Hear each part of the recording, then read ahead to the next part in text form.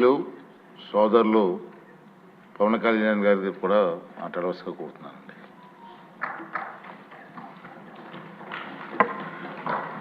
అధ్యక్షుల వారికి హృదయపూర్వక నమస్కారం.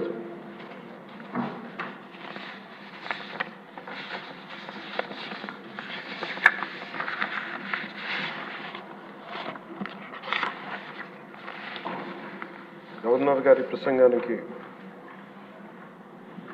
ధన్యవాదాలు చెప్తూ ప్రవేశపెట్టిన తీర్మానాన్ని జనసేన పార్టీ తరఫు నుంచి నేను కూడా బలపరుస్తున్నాను. అధ్యక్ష, ఆద్యంతం గవర్నర్ గారు ప్రసంగ పాఠంలో చాలా కీలకమైన నాకు 3 అనిపించినాయి. ఒకటి, మనం వారసత్వంగా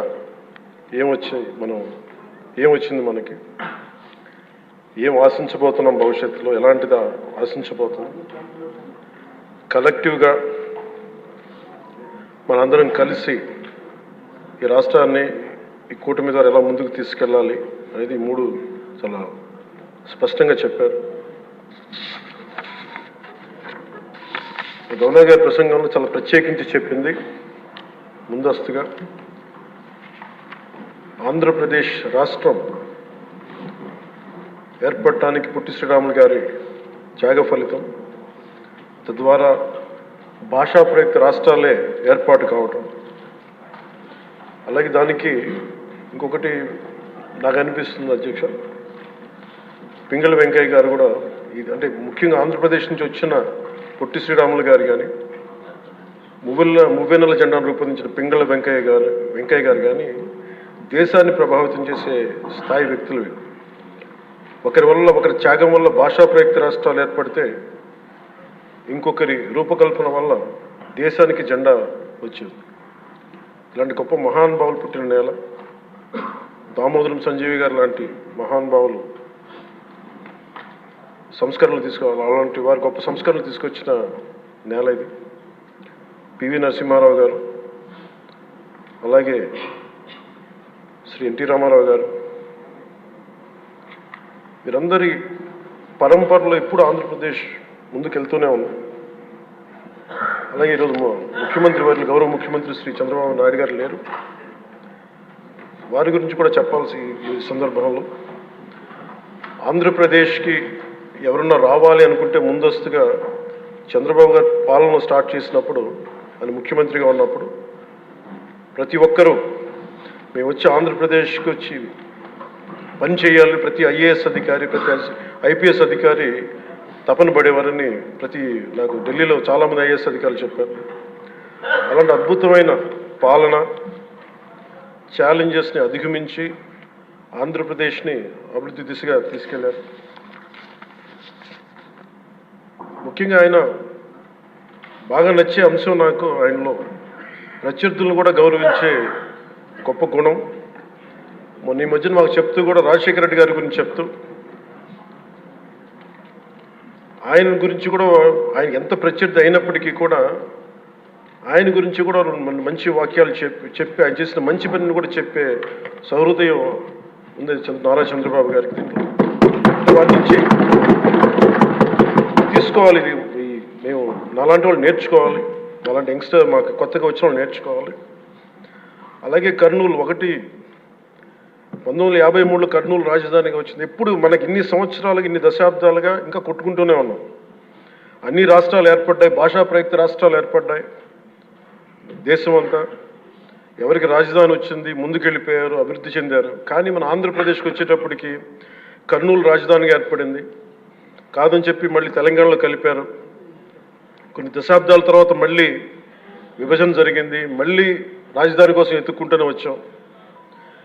కింద మీద పడి 14 నుంచి 19 చాలా కష్టంతో ఒక రాజధానిని అత్యంత ఖర్చుతోటి నిర్మించే దశలో ఉండగా పరిస్థితులు అనుకూలించగా గత ప్రభుత్వం వచ్చింది.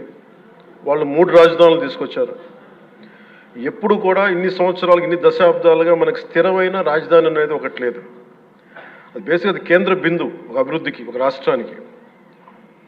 ఈసారి మటుకు చంద్రబాబు గారి ఆధ్వర్యంలో, గౌరవ ముఖ్యమంత్రి చంద్రబాబు గారి ఆధ్వర్యంలో ఇంకెప్పటికీ భవిష్యత్తు తరాలు ఇంకెప్పుడు ఏది రాజధాని, ఒక రాజధాని రెండా కాకుండా అమరావతి రాజధానిగా ఉండాలి, దాన్ని ముందుకు తీసుకెళ్ళాలి. దానికి మేమందరం సహకరిస్తామని ఈ సందర్భంగా మీకు తెలియజేసుకున్నాం అధ్యక్ష. అలాగే మనం వారసత్వంగా వచ్చింది మనం పొట్టి శ్రీరాములు గారి దగ్గర నుంచి, పింగళి వెంకయ్య గారి దగ్గర నుంచి మువ్వెన్నెల జెండా, భాషా ప్రయుక్త రాష్ట్రాలు వస్తే చెడు కూడా అట్లాగే మనం వచ్చింది అధ్యక్ష. మనకి గత ప్రభుత్వం మనకు అందించింది కీలకమైన పోలవరాన్ని పూర్తి చేయకపోవటం, సకాలంలో పోలీసులకు కానీ మిగతా ఉద్యోగులకు కానీ జీతభత్యాలు ఇవ్వలేకపోవటం, అన్ని డిపార్ట్మెంట్స్లో నిధులు మళ్లింపు, కనీస రోడ్లు కానీ బ్రిడ్జెస్ కానీ మౌలిక సదుపాయాలు లేకుండా చేయటం, రివర్స్ టెండరింగ్ అని కానీ వ్యవస్థలను నిర్వీర్యం చేయటం, సహజ వనరుల దోపిడీ, ఎర్రచందనం దోపిడీ, ఋషికొండ ఇలాంటి వైజాగ్లో ఎర్రమట్టి దిబ్బల్ని అడ్డగోలుగా నాశనం చేసేయటం, మద్యం ద్వారా కూర్చోబెట్టి అరాచకాలు చేయటం, పెట్టుబడులు వద్దామని ఎవరైనా వస్తుంటే వాళ్ళు భయపెట్టేసి రివర్స్ టెండరింగ్ అని చెప్పి వారిని పారిపోయేలా చేయటం పారిశ్రామికవేత్తలని. ఇది మనం తద్వారా మనకి వాళ్ళ ద్వారా కూడా వచ్చిన వారసత్వం అధ్యక్ష. వీటన్నిటిని అధిగమించి ఎలా ముందుకెళ్ళాలి, ఏ స్థాయిలో వెళ్ళాలి అనేది నేను మొన్న ఎలక్షన్ ముందు కూడా మా సహచరులందరికీ కూడా చెప్పాను, ప్రతిసారి ప్రజలందరికీ కూడా తెలియజేశాను. ఒక సుదీర్ఘమైన అనుభవం ఉన్న నాయకులు ఈ రాష్ట్రానికి చాలా అవసరం. దేశంలో కూడా ఇంకెవ్వరికి రాని పరిస్థితి మన రాష్ట్రానికి వచ్చింది. మనస్ఫూర్తిగా నేను అంతకుముందు ఏమి చెప్పాను, ఈరోజు కూడా అదే చెప్తున్నా అధ్యక్ష.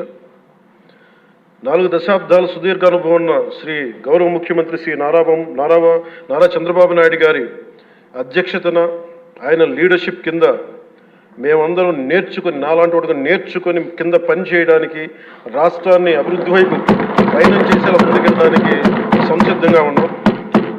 మేము దాన్ని కట్టుబడి ఉన్నాం. ముఖ్యంగా లా అండ్ ఆర్డర్ చాలా క్షీణించిపోయింది. ఈ లా అండ్ ఆర్డర్ విషయంలో చూస్తే సాక్షాత్తు గౌరవ ముఖ్యమంత్రి గారిని దాదాపు అకారణంగా అన్యాయంగా 53 రోజులు ఆయన్ని ఒక ఫాల్స్ కేసులు పెట్టి జైల్లో పెట్టారు. అలాగే అధ్యక్ష, మీరు కూడా గతంలో మిమ్మల్ని కూడా ఎంత వేధించారో మా అందరికీ తెలుసు, సభ్యులందరికీ తెలుసు. నేను రఘురామకృష్ణరాజు గారు కూడా ఏ స్థాయిలో అనుభవించారో అందరికీ రాష్ట్రం అంతా తెలుసు. కానీ చాలా పెద్ద మనసుతోటి ఆయన వస్తే చాలా మనసు విప్పి నవ్వుతూ మాట్లాడడం చాలా ఆనందం కలిగించింది. మీ నుంచి మేము నేర్చుకోవాలి. ఎంత అంటే దాడి చేసిన, హాని చేసిన మీ పెద్ద మనసుకి సభాముఖం మీ అందరికీ మీకు ప్రత్యేకించి మీకు ధన్యవాదాలు చెప్తాను. మీ అందరి నుంచి మీ నుంచి స్ఫూర్తి తీసుకుంటాం. మీ నుంచి అంటే తిట్లు తిన్నా కానీ, దెబ్బ తిన్నా కానీ ఎంత సహృదయతో ఉండాలనేది మీరు చూపించారు. ఇంకొక యాంగిల్లో శ్రీ నారా చంద్రబాబు నాయుడు గారు నిన్న కూడా చెప్తా ఉన్నారు,